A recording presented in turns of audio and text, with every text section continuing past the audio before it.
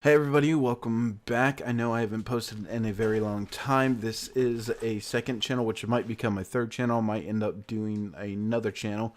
And I've also been very busy with overtime at work, but I did want to jump in now that things are dying down and talk about what I found out today, and that is Carlos Mazda is coming back to YouTube.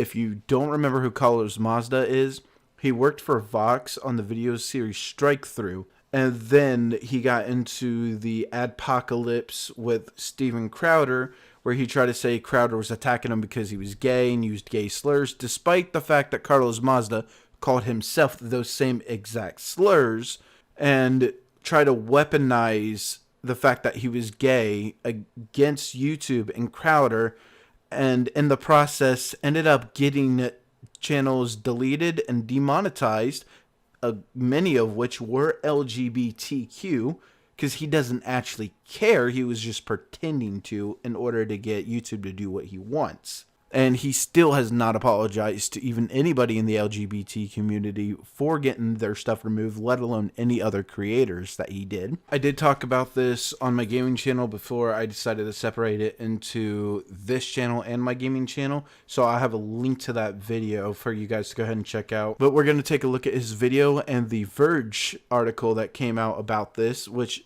if Carlos Mazda is going to speak to a paper or a blog or whatever, you know they're going to be extremely biased and they have to exactly align with his political ideology. So we're going to go ahead and laugh at how, one, he lies and tries to be the victim, and two, how biased the article is. But first, we're going to start with his video. Carlos Maza is everything wrong with this generation. Carlos Maza is a shit person. Just a skinny little bitch, the little fascist left-wing fuck. He's a fascist posing as a victim. Okay, that's impressive. 10 seconds through a Carlos Mazda video without a lie. Now, in order to save time and the whole copyright strike that I'm sure Carlos Mazda is going to be very famous for doing, I am not going to show exactly everything, but I do always encourage you guys to go and check out the full video. Started making videos because I wanted to teach people about rhetoric and propaganda while still being somewhat entertaining. Now, the reason why this is funny is some of you know Vox, extremely left-wing, and they are well known for lying and spilling out propaganda. What makes this funnier is if you know the history of Carlos Mazda, he used to work for Media Matters. Media Matters is solely a propaganda site. Dude, not a good time. Oh, I'm bleeding everywhere. Antifa super soldier. And while I've loved working at Vox the past few years, I'm making this video because it's time for me to do my own thing. To start my own channel and go fully independent. We're going to talk more about being independent in the Vice article, because he does clearly lie in the article more than he does in this video about being independent. But I did want to say that he's also going to say in the article he left on good terms and he's acting like he chose this. That is a lie. He was fired from Vox. They did not like what happened with Steven Crowder and how YouTube reacted. They didn't like the negative feedback. They were having a battle with the union, and Carlos Mazda was leading part of the union. He was one of the heads, not the union, the strike. They were going on strike, and Carlos Mazda was one of the head of the people going on strike. He was extremely difficult for Vox, and he was giving them negative coverage from both this strike and from everything happening with YouTube and Crowder. Not to mention, they're well aware that LGBT community people and minorities, which is what they care about, they don't care about everybody else, were extremely hurt by what Carlos Mazda did on YouTube, getting their channels demonetized, if not outright deleted. So he did not make this choice to go independent. Hell yeah, baby, going independent. Breaking free from the prison of corporate media and seizing the means of your own production. What's happening? I'm your left flank, baby. Your inner soy boy. And the socialist dreamboat you've always wanted to be. I'm Carl. Nope. There we go. What's most messed up here is the self-deprivation that Carl Mazda can do is one of the keys to being a good comedian. And it's a shame that he chose to waste what he does on propaganda. Even though I don't find a lot of what he does funny, if he actually tried to stray away from all this crap and become a comedian, if that was his career path, he might have been able to do it. Because one of the best indicators about being able to be a comedian is self-deprivation. But then we see how he reacts whenever he gets any criticism over his, his lies and stuff, and how he attacks people. I mean, Steven Crowder just used jokes that Carl Mazda used about himself, and he threw a hissy fit. It was fake. We all know it was fake outrage. But if you're going to act like that, you can't be a comedian, which is funny because he's trying to go for this comedic stance. And I do got to say, the way that he's doing this is actually kind of well done. I do like it. I do got to give him props there. It does look like it is pretty well shot. It does, for an independent anyways. You're not going to expect this from Vox, but for an independent, it is actually pretty nicely lit. It could do a little better. The letters are very seeable. The timing is really good. He does actually have talent when it comes to shooting and editing video. And it's a shame that he chooses to waste it on the subjects that he does. The funny thing is, comedians and comedy now is kind of associated with the right and freedom of speech and all that. But a lot of the great comedians and a lot of comedians still even now are very left, even though anytime something comes out, they're going to slander him as, alt-right or conservative, whatever, far right, like they did Dave Chappelle, or transphobic, racist, whatever. A lot of comedians are actually left. They are Democrats, or they're at least left-leaning or moderate left-leaning. And people seem to forget that these days. It used to be at one point where the right had no sense of satire or comedy, and now it's kind of changing. Okay, I'm already an Antifa super soldier. You voted for Hillary. Okay, that was a long time ago. You still listen to Fight Song and cry sometimes. I told you that in confidence. See, that's kind of funny. You can expect that kind of cutaway in Family Guy. He does have some talent to it. It's just that he chooses to waste it to lie to us. And also, if anybody says that they're an Antifa super soldier, yeah, they're not going to be an objective source. This dude ran a whole piece about how Antifa are the good guys on Strikethrough, ignoring the countless amounts of assault that they have committed. Antifa is a domestic terrorist group.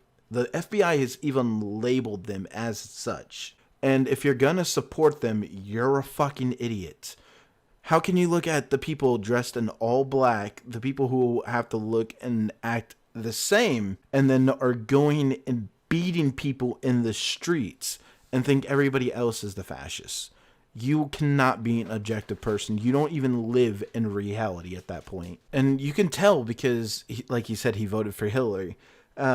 The people who say Trump is a racist and that he hates the gays and everything, and that's why they're voting for Hillary, apparently forget the fact that Hillary called blacks super predators, that she let a rapist go loose and then laughed about in an interview when she got him off the hook, and the fact that she is against gay marriage up until she was running for presidency, which Obama, his first term, was against the LGBT community, gay marriage, until he saw that it was bad for them, which is the reason why Hillary also switched to being pro-gay marriage. What I'm saying is you're free now. You can make videos about whatever you want. Campaign rhetoric, fascist propaganda, the death of the spirit under capitalism. You ever notice how people take part in capitalism to an extreme, always talk about how bad it is? He's on YouTube, he's on Twitter, he's got fans, he's making money from this that wouldn't exist under any other system, under socialist, under fascist regime. He would not be able to do what he's doing. He would not have an audience. He wouldn't be able to tweet from his iPhone and grab his Starbucks. That's what these people don't seem to get, and they act like capitalism is the worst thing ever, while other people are lining up for bread just so they can have at least something in their stomach every 3 days. But he's talking about how he can be free to talk about what he wants now. And again, we're going to go over this in the article, but in the article he says that he wasn't limited by, I think it's NBC who owns Vox, or by Vox on what he was allowed to talk about. But all he talks about is how now he can say whatever he wants. I don't want it. Carl, I see you're still dressing as an ensemble member from Les Mis. And you're about to hear the people sing, bitch. Again, I personally found that funny. I get that as a joke in itself probably isn't a very good joke if you were to break it down, but me personally, I found that funny. And I think this dude could do so much more than what he is doing. I make bad look good. Plus, if I don't roast you, the commenters will. They're gonna roast him anyways. He's like ContraPoints with no confidence. He's like Philosophy Tube with no upper body strength. He's the only person pathetic enough to make people root for Steven Kraut. Hey. Too soon. Again, self-deprivation. This shows that he does understand that one of the essence of comedy is that there is always a victim within the joke, no matter what the joke is. In this case, he's making fun of himself. So why does he decide to do this? I do hate YouTube. It's a shitty company that exploits its creators and doesn't deserve to exist. But while it does, I might as well flood its airways with leftist propaganda. Couple of things. So one, he does admit that all of his shit is propaganda. And two, kind of like how the fact that you took advantage of the LGBT community in order to harm somebody that you don't like just because they made fun of you. But yeah, YouTube is the shitty one when you used it to attack everybody else and you went scorch earth on everyone. YouTube has a way of turning even decent people into cruel, ego-driven asshats. It rewards those who never show weakness or vulnerability. Is that what you want? To become another reactionary YouTuber devoid of humanity or warmth? Funny because he already is. I mean, he's been doing Strikethrough. It might not have been independent, but he has been a YouTuber. Not to mention he worked with Media Matters. So he's already a soulless asshat driven by his ideology. He goes on to talk about the fear, but his fear isn't normal fear. You know, comments, what people are going to say, putting his opinion and himself out there. You know, the thing people are normally afraid of. He talks about being afraid of having to do the lighting and learning how to green screen, which are not things people are typically afraid of. They don't want to screw it up, but they're not scared to learn it. And 3-point lighting is very important, and if Carlos isn't using that, I would strongly recommend that he does. But he wants to act like he got all deep and open and showed vulnerability for saying that he was afraid of learning how to do lighting for a video. That right there is just him being fake. Now for time, I'm not going to read the whole article. Plus, that's not how I really do things on this channel because I am not the strongest reader. I like to hit key points, and that's what I'm going to do. There will be an archive linked in the description. The article talks about Carlos and him on Vox and Strikethrough, a little bit about what happened to Crowder, and then we get to this. So first off, with the obvious lies, he says it just happened to become inevitable to talk about the platform as it exists, which I can understand that part, because it fucked with my ability to do my job. It did not. It did not have any impact on your job to do Strikethrough on YouTube. The only argument for YouTube impacting your job is the fact that the comment section was there to point out when you were lying to us. Then he says, now YouTube is one of the biggest threats. It's how a huge chunk of the population gets their news. Why is that a threat? Because they're not getting it from your sites? Is it because they're not getting it from the places that you want them to get it from? It's bad that they have a gigantic range of places that they can get their news from now. They can't go to your pre-approved biased news outlets. They talk about how it's easy to question why Maza is moving to YouTube if he doesn't like it. I fully understand. BitChute and other alternatives is great, and I would recommend using them as well, but YouTube is where the vast majority of people are. So YouTube is not something to get rid of, but you should also encourage alternative platforms. Carlos goes on to say, I fucking hate that I have to use this platform because there's nowhere else to go. Not exactly true, but again, this is the best platform for this kind of stuff, unfortunately, even if YouTube doesn't treat its creators well. YouTube is managed by bad people, and it's evil in the way that people don't recognize. I fully agree.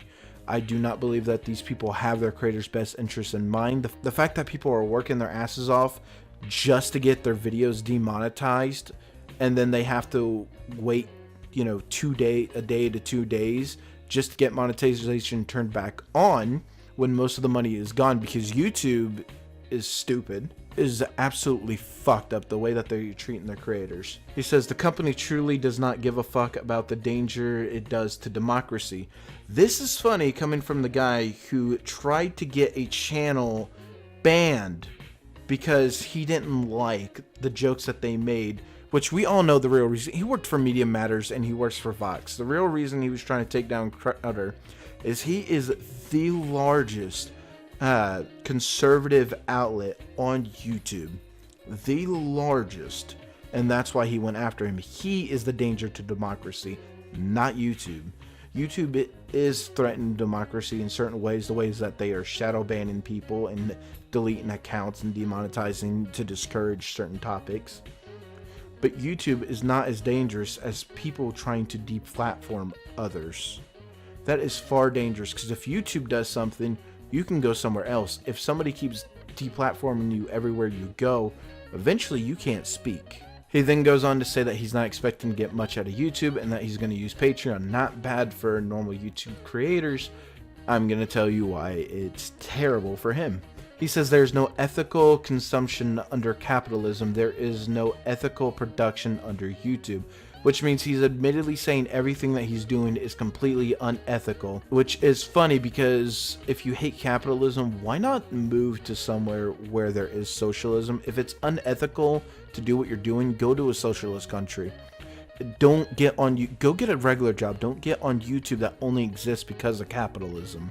If you think that it's completely unethical. And he says, my goal is so I can survive off of Patreon subscriptions and speaking gigs. So he's not doing YouTube for the love of it. He's not doing YouTube because he's been dreaming about being a YouTuber or he wants to educate people. It's not a goal. It's not a hobby.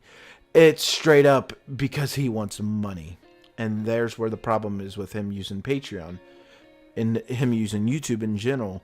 It isn't because this is an avenue that he wants to go down for the love of something that he's doing. This is just straight a job. And it's fine to treat YouTube as a job when it has become your job. But to hop onto YouTube expecting it to just be a job is extremely fucked up. And to call it unethical, but to do it anyways, means that you don't have morals, you don't have ethics, you're not a person of principle, you don't have integrity. He is just straight up admitting this. They then go on to talk about how Carlos feels that being independent offers him more trust with the viewers as well, which is true. And he was saying that many of the frustrations with the Crowder controversy is people that saw him as another cog in the NBC Universal machine. And he says that there was no editorial overlap between the companies, that and Vox Media.